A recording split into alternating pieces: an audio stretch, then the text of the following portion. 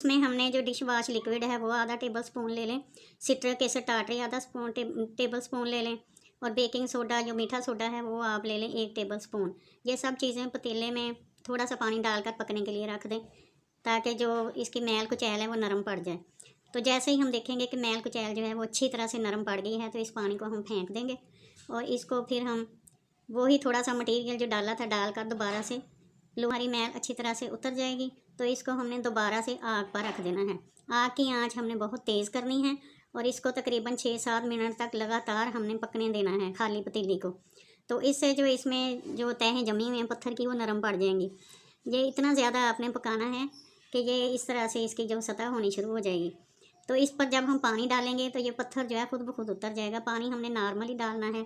ये देखिए पानी डाला गया तो फ़ौरन इसका पत्थर जो है वो उतरना शुरू हो गया, खुद ब खुद, कोई मेहनत नहीं की।